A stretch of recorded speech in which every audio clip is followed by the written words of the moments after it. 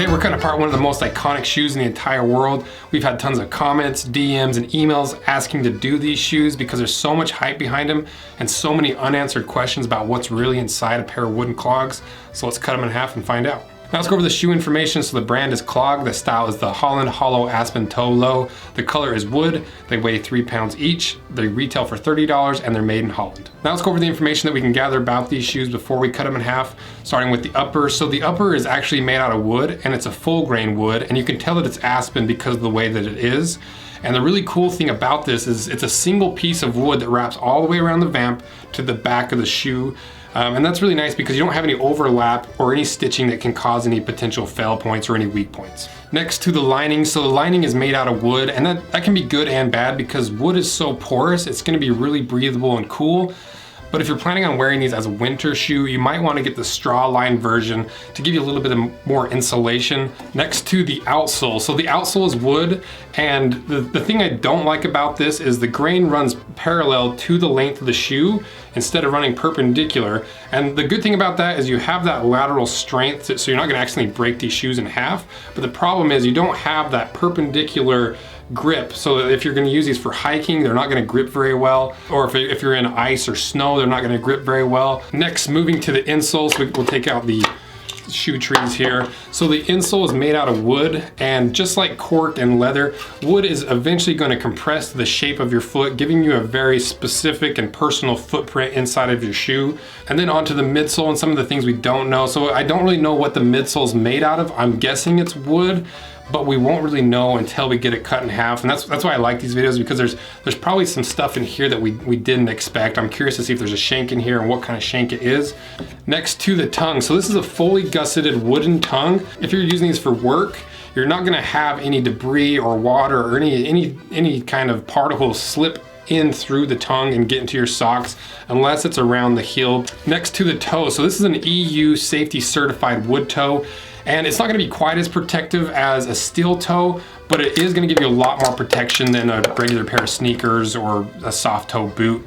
And the really nice thing about a wood toe is, like, let's say you're in the back of the shop and you drop a piece of steel on your toe, it's gonna give you some protection, but it might split or crack the wood. But the really nice thing is, if you do get a split, you just run a little bead of glue along there, seal that gap up, or if there's a chunk taken out of it, just get a little bit of wood filler, fill that in, and it'll look as good as new. Next to the maintenance of these shoes, so just like a nice pair of leather shoes or boots, you're gonna wanna use shoe trees, and it's for basically the same reasons as leather, because clogs, because they're made of wood and it's so porous, the humidity in the air can affect how the wood behaves and changes, especially if you're in a climate that the humidity and temperature shifts radically from season to season. You're going to want to put some shoe trees in there to help maintain that shape and prevent it from splitting and shrinking and warping.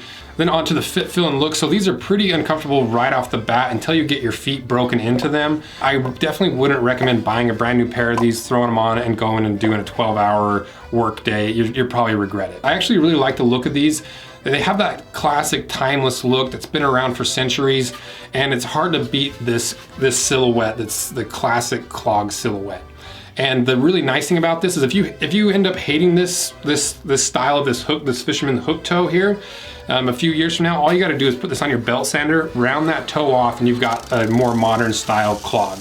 Or if you get to the point where, kind of where I'm at with these shoes, where you got a lot of dirt and a lot of buildup and some patina developing, if you want it to look like a brand new pair of clogs, just take some sandpaper, sand off that top layer of dirt and grime, and you've got a brand new looking pair of shoes. So now that we got that all covered, the next thing to do is cut these in half after we talk about our sponsor, Clogs. This video is brought to you by Clogs. Clogs are the sandals that are made from sustainably sourced, reclaimed lumber, naturally tanned vegetable tan leather, and repurposed fasteners. They have all the benefits of regular sandals with the added protection and durability of clogs. And we use them in the shop almost every single day. Everyone in the shop loves them because they balance that comfort, durability, and they look better than almost any other sandal out there. And you can save 20% off your first order of Clogs by using the code ROSEANVIL at checkout. I'll put a link to their site in the description. Thanks again to Clogs for sponsoring this video. Where would you wear your wood?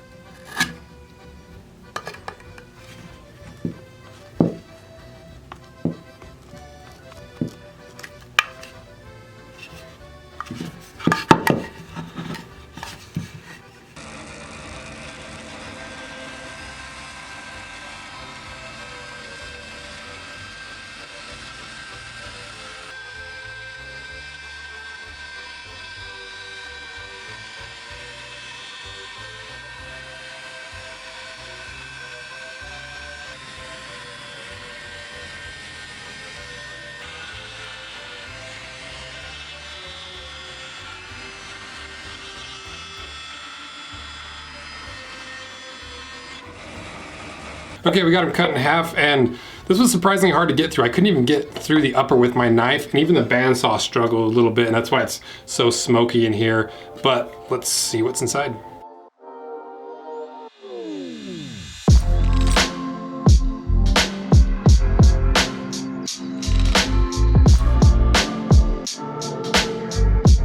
So I'm actually really surprised at what's inside of here. I did not expect to see this much wood on the inside, and I thought for sure that maybe there'd be a steel shank in here to kind of help support that gap, but the shank was made out of wood, which is really surprising, and it's really similar to how Solvair has a wooden shank, and even the vintage docks had a wooden shank. So now let's quickly go through the layers and identify what they are, starting with the outsole, working our way up. So the outsole is wood, the midsole is wood, the shank is wood, the insole is wood, the lining is wood, the yodel stitch is wood, the tongue is wood, the toe stiffener is wood, the counter is wood, and finally the upper is wood. So overall, these are surprisingly well built, and if you're looking for a really durable, lightweight, and comfortable shoe, or just a nice wooden shoe to wear, these are pretty hard to beat. And if you're considering getting these for some harder work, like maybe some firefighting, I wouldn't necessarily recommend these around firefighting or fire in general. They just might not last as long as some other options. So overall, pretty impressed. I think they're worth the money. I think there's a lot worse shoes you can buy for $30. So if you get a pair of these, I think it's money well spent. But let me know what you guys think. Did I miss something on the inside of here? And if you've owned a pair of these, let me know what your experience is with them. Just leave it in the comment section, because I really like seeing and hearing what people's experience of wearing certain shoes are. And see you in the next video. See ya.